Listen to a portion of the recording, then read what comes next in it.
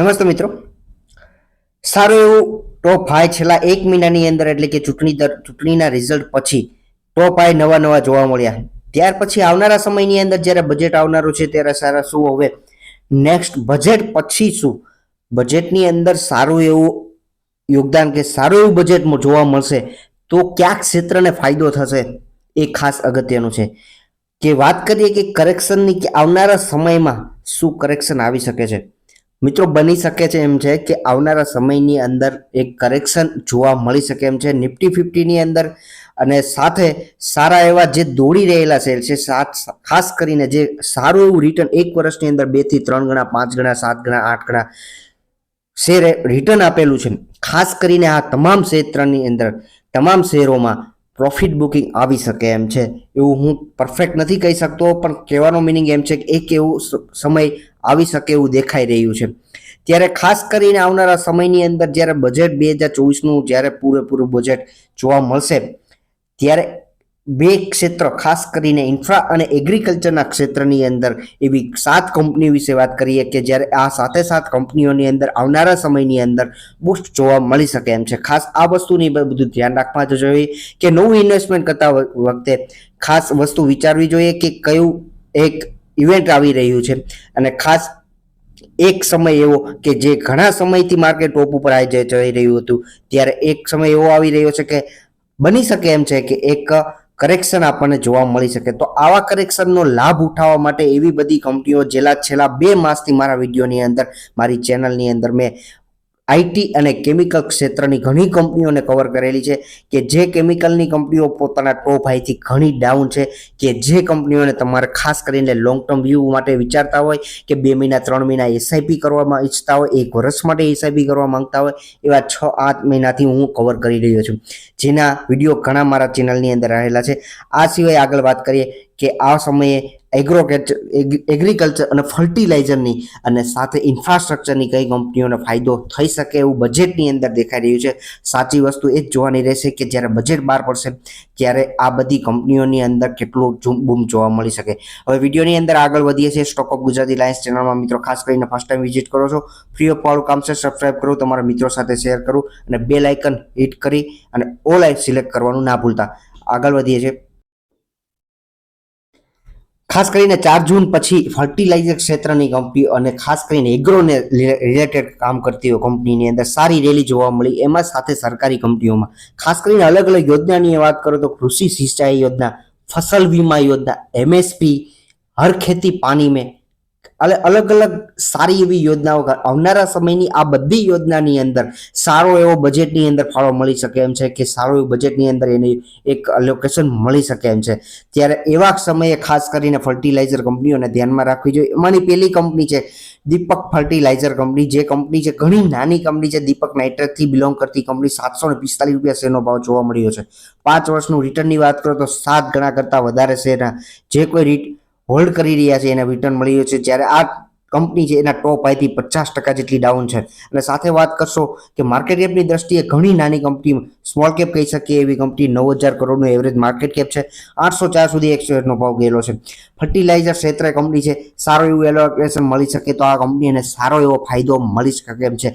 Fertiliser સાથે petrochemical ક્ષેત્ર પણ આ કંપની કામ કરી રહી છે. ત્યાર પછીની નેક્સ્ટ કંપની વિશે વાત કરીએ, ફર્ટિલાઇઝર એન્ડ કેમિકલ ટ્રાવેનકોર, કે જે કંપનીના શેરનો ભાવ હાલની દ્રષ્ટિએ 1008 જોવા મળી રહ્યો છે. એકાએક તેજી 4 જૂન, ખાસ આ વસ્તુ જોજો કે જે ફર્ટિલાઇઝરની ક્ષેત્રની કંપની હતી 4 જૂન મહિનાના રિઝલ્ટ પછી, કે જે આ રિઝલ્ટ આવ્યા પછી ત્યાર પછી સીધી રેલી જોવા મળી. ઘણા સમયથી કોન્સોલિડેટ કે 10-12 દિવસથી કોન્સોલિડેટ કરી રહ્યો છે આપશે, જે કંપનીને આ બજેટમાં પણ ફાયદો થઈ શકે એમ છે. મિડ કેપ કહી શકીએ એવી કંપની, 65,000 કરોડનું માર્કેટ કેપ, સરકારી કંપની કે જે ફર્ટિલાઇઝર એન્ડ કેમિકલ અને ટર્નઓવર. ત્યાર પછીની નેક્સ્ટ કંપની વિશે વાત કરીએ કે જે કંપનીનું માર્કેટ કેપ 11,000 કરોડ રૂપિયા જોવા મળી રહ્યું છે, કે જે કંપની રાષ્ટ્રીય કેમિકલ ફર્ટિલાઇઝર. ખાસ સરકારી કંપનીઓ પસંદ કરવાનું કારણ એ છે કે આ બધી કંપનીઓને સારો એવો ફાયદો સરકારશ્રી દ્વારા મળી શકે એમ છે. નોર્મલી 214 રૂપિયા શેરનો ભાવ જોવા મળ્યો છે. સારી એવી તેજી આ જ શેરની અંદર પણ 4 જૂન પણ પછી જોવા મળી હતી. ખાસ 52 વીકનો હાઈ, 1 વર્ષનો હાઈની વાત કરશો તો 244, 1 વર્ષનો લોની વાત કરશો તો 105 રૂપિયા સુધી ગયેલો છે. ફર્ટિલાઇઝર ક્ષેત્રની કંપની નવા એક ક્ષેત્ર પણ કામ કે જ્યાં સરકારી યોજનાઓની અંદર સરકારનું ધ્યાન સારું એવું એ ક્ષેત્રની અંદર થઈ શકે એમ છે. હવે આ જ ક્ષેત્રની એવી બીજી કંપની કે જે એગ્રો ક્ષેત્રે ખાસ પ્રોડક્શન કરતી રાઈસ બનાવતી ચોખા બનાવતી કંપની એલટી ફૂડ્સ કંપની સારામાં સારા રિઝલ્ટ ડિટેલ્સની અંદર મારા વિડીયોની અંદર પણ મેં જૂના વિડીયોમાં કવર પણ કરેલ છે. જે કંપનીના શેરનો ભાવ 286 રૂપિયા જોવા મળ્યો છે. એક વર્ષના રિટર્નની અંદર જોશો 74%, 5 વર્ષનું રિટર્ન જોશો તો 10 ગણા કરતાં વધારે રિટર્ન આપેલું છે આ કંપનીએ. ખાસ માર્કેટ કેપની દ્રષ્ટિએ વાત કરીએ તો 10,000 કરોડનું માર્કેટ કેપ આ કંપનીનું જોવા મળી રહ્યું છે. 298 રૂપિયા સુધી આ શેરનો ભાવ ગયેલો છે અને 145 રૂપિયા એક વર્ષનો આપણને લો જોવા મળી રહ્યો છે.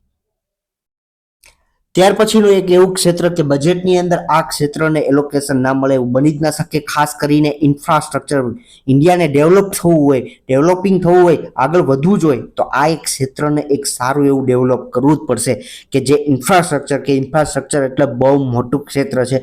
અલગ અલગ ક્ષેત્રની કંપનીઓ સિમેન્ટ ઇન્ફ્રાસ્ટ્રક્ચર વિશે કામ કરતી, વાયરિંગ ક્ષેત્રે કામ કરતી, ખાસ અલગ અલગ ક્ષેત્રની અંદર પાઇપલાઇન કે અલગ અલગ પાઇપલાઇન બનાવતી કંપની, પ્લાસ્ટિકથી લઈને અલગ અલગ કંપનીઓ બહુ મોટું ક્ષેત્ર છે. એમાંના મારી દ્રષ્ટિએ આ 3 સિમેન્ટ ક્ષેત્રના, વાયરિંગ ક્ષેત્રના અને ઇન્ફ્રાસ્ટ્રક્ચર એમ કુલ 3 શેર આખો વિડીયોમાં મેં કવર કરેલા છે. એમાંની પહેલી કંપની છે જેકે લક્ષ્મી સિમેન્ટ કે જે કંપની અત્યારે શેરનો ભાવ 842 રૂપિયા જોવા મળી રહ્યો છે.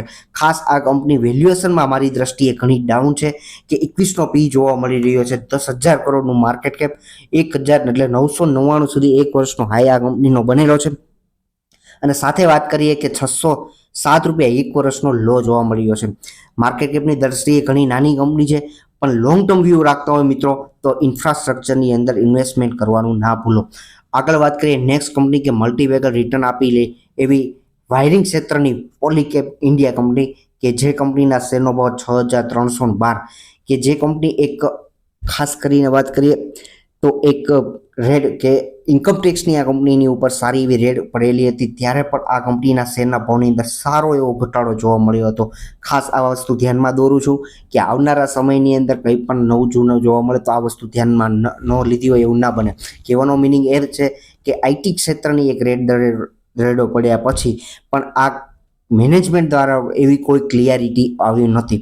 તેમ છતાં ત્યાર પછી પણ સારી એવી રેલી આ શેરના ભાવમાં જોવા મળી અને હાલની દ્રષ્ટિએ શેરનો ભાવ પોતાના ટોપ હાઈથી 13% અત્યારે ડાઉન જોવા મળી રહ્યો છે.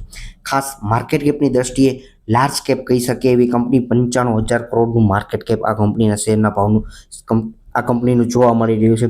સાથે એક વર્ષના હાઈની વાત કરો તો 7331 ને એક વર્ષનો લો 3801 જોવા મળી રહ્યો છે. ત્યાર પછીની નેક્સ્ટ કંપની વિશે વાત કરીએ કે જે કંપનીએ સારું મલ્ટીબેગર રિટર્ન સરકારી કંપની આપેલું એનબીસીસી ઇન્ડિયા ઇન્ફ્રાસ્ટ્રક્ચર વિશે રોડ બનાવતી, ઇન્ફ્રા ડેવલપ કરવા માટે જે મલ્ટીબેગર બનેલી કંપની કે જે શેરનો ભાવ હાલની દ્રષ્ટિએ 172 રૂપિયા જોવા મળી રહ્યો છે. એક વર્ષનું રિટર્ન મસ્ત કે 3 ગણા શેરના ભાવમાં વધારો થયેલો છે. ખાસ આ બધી કંપની પોતાના ટોપ હાઈથી તમને 30થી 40% ડાઉન જોવા મળે તો જ રિફર કરી શકો અને ખાસ તમારા વોચ લિસ્ટમાં તો આ બધી કંપનીઓ હોવી જ જોઈએ. માર્કેટ કેપની દ્રષ્ટિએ મિડ કેપ કહી શકીએ એવી કંપની 30,000 કરોડનું માર્કેટ કેપ, 198 સુધી એક શેરનો ભાવ ગયેલો છે. 52 વીકનો હાઈ અને એક વર્ષનો લો છે 41 રૂપિયા જોવા મળી રહ્યો છે. બધી કંપની સાથે કંપનીઓ અલગ અલગ ક્ષેત્ર ખાસ કરીને એગ્રો અને ઇન્ફ્રાસ્ટ્રક્ચરથી બિલોંગ કરતી છે. ઘણા એવા ક્ષેત્રો છે હજુ કે જે કવર થઈ શક્યા નથી પણ મારો મિનિંગ એવો નથી કે એની અંદર પણ એ કંપનીઓને ફાળો ના મળે કે ફાયદો ના થાય. પણ એન્ડ સુધી વિડીયો જોયો છે મિત્રો, ખૂબ ખૂબ આભાર. ફ્રી ઓફ ફાળો કામ છે, સબસ્ક્રાઈબ કરવું, તમારા મિત્રો સાથે શેર કરજો અને એક લાઇક આપી એક મોટિવેટ કરજો. Thank you.